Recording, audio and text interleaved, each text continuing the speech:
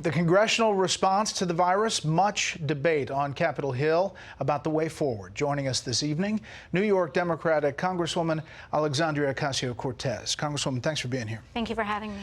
What's your concern? What do you think Congress will do? Well, I think what we're seeing right now are a lot of dramatic developments this week in response to the coronavirus, both with our public health and in our economic response. And so what we need to do is act swiftly to not just concentrate on solutions for Wall Street, but we need to provide relief for working Americans who are living off of tips, who are getting laid off, whose shifts are being canceled all of a sudden. And we need to make sure that we act very quickly. And that's why I think it's imperative that we pass the bill that's been presented today, which includes paid sick leave, which includes extended unemployment benefits, protections for Medicaid, and also making sure that we're taking action to protect doctors and nurses and hospital workers on the front line. There's been some negotiations between Speaker Pelosi and Treasury Secretary Mnuchin, apparently all day long.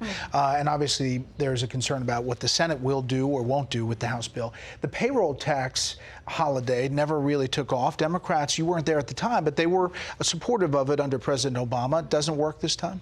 I think what we need to see is what tools we use for what responses. So a payroll tax is one thing to be considered when there are certain economic indicators. But right now, what we are dealing with is a pandemic. And so what we need to make sure is that we're taking swift actions right now to protect doctors, to protect people on Medicaid, to make sure that people can see a doctor. And those are the things that we need to be focusing on right now. We can talk about a payroll tax later. You can talk about, debate all of these sorts of things at another time. But right now is the moment for swift action to make sure we're protecting our elders and our immunocompromised Americans. I want to play what President Trump said yesterday about politics. Take a listen. We have the best economy, the most advanced health care, and the most talented doctors, scientists, and researchers anywhere in the world. We are all in this together. We must put politics aside, stop the partisanship, and unify together as one nation and one family. Agree with that? Well, I think one thing that we need to do is put politics aside, and that's exactly why Democrats have agreed with President Trump on his goals of paid sick leave and his goals of free coronavirus testing. And so all of those things have been included in our package. We bump it up a little bit more, but, when you have a Democratic House and a Republican Senate, compromise is the name of the game. I think the president's going to have to accept the fact that we're fighting for people who are going to be potentially unemployed. He's going to have to accept the fact that we're going to push on doctor and nurse protection. But also, when you look at the best healthcare system in the world, that's something that's up for debate. South Korea has up to 10,000 tests per day. They've been able to provide tests to any single person that wants it. And here, people are scrambling. And it almost seems like the more wealthy and powerful you are, the more able you are to access a test. But the more, the rougher a road you've got here, it's going to be a lot more difficult for you to access healthcare. That's exactly the recipe for disaster in a pandemic. Dr. Fauci testified that there is a failing on the testing up on Capitol Hill. But on the politics front, it's only 2 weeks ago, you tweeted out, Mike Pence literally does not believe in science. It is utterly irresponsible to put him in charge of U.S. coronavirus response as the world sits on the cusp of a pandemic. This decision could cost people their lives. Pence's past decisions already have. Obviously, Vice President Pence was the head of the coronavirus task force, but Dr. Anthony Fauci, the head of the CDC, all those other scientists were also a part of it. Isn't that politics? Well, I disagree with the appointment of Vice President Pence. I have made that extraordinarily clear, but at the end of the day, he's there. So we need to focus on the actions that need to be happening right now, and the actions that need to be happening is making sure that we're taking care of people who are going to be hurting as a result of this. Again, this is a public health crisis, but it's also an economic crisis. And on the public health front, we have a lot of people who are older and who are immunocompromised in this country, and the coronavirus has been testified from the CDC director as 10 times more lethal than the flu. Sure. And then people point to the H1N1 virus, and it killed a lot of people in the U.S.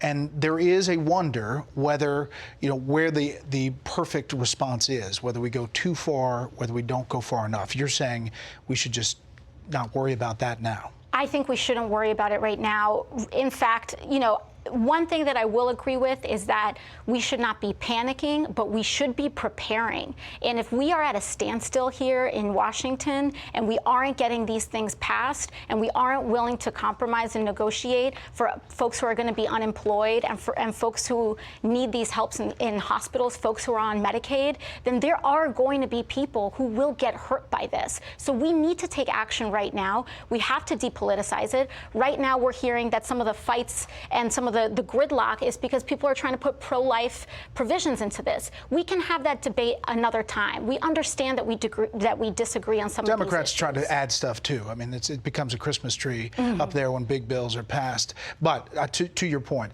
I want to ask you a couple questions about the race, presidential race. You're Bernie Sanders' most prominent surrogate. Was it difficult to witness his kind of swift fall from front-runner status? He's almost a protest candidate now. Your thoughts on that? Well, I think one of the things that we saw with Bernie Sanders' leadership, even today, is how transformative it is for the American people. Just today, he laid out a very strong plan and response for the coronavirus for everyday people, for Main Street, not just Wall Street. He's talking about how do we make sure that everyone who needs access to Medicare can get it, and that Medicare is improved and expanded. How do we make sure that people aren't getting booted out of their homes, whether it's not being able to afford their mortgage payment this month or not being able to afford their rent payment. But it does seem like Joe Biden is on his way to the nomination. Are you worried that he's not going to be saying those things? Well, you know, I think this part of our process is to make sure that we come together. I think there's going to be a real vigorous debate on, I believe, Sunday night, if I'm not mistaken. And part of that process means that I think we will come together. And, you know, I think Bernie Sanders has done a great job and is continuing to do a great job of pushing to make sure that we have a party agenda that fights for working people. Last thing, you did a campaign event at the University of Michigan. You had 10,000 people. It was like a rock star status. But those kids did not show up, at least if you look at the numbers. I mean, just overall, this race. So how can you say the progressive position is still prevailing nationwide when Joe Biden is winning so much? Well, I think one thing that isn't being talked about is the rampant voter suppression in this country.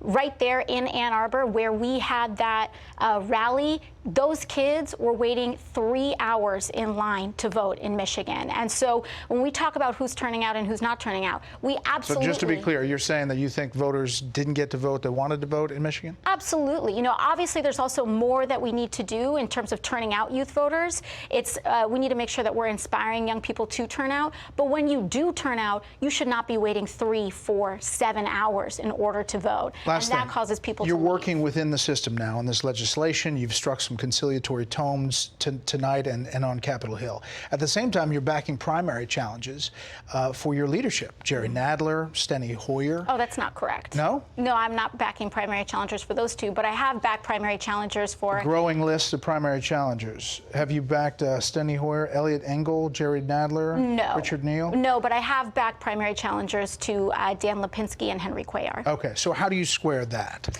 Well, I think that there are places where we can do better. And when we talk about not being partisan, I think just as Republicans can look in their own backyard and say this is what we can do better, I think that Democrats can look in our own backyard and say there are places where we can do better too. And I think that if you are taking big money and if you are relying on lobbyist funds and you aren't answering to your constituents back home, you should be held accountable. And I don't think that incumbency should be a thing that's guaranteed. And I even apply that to myself, and I understand that.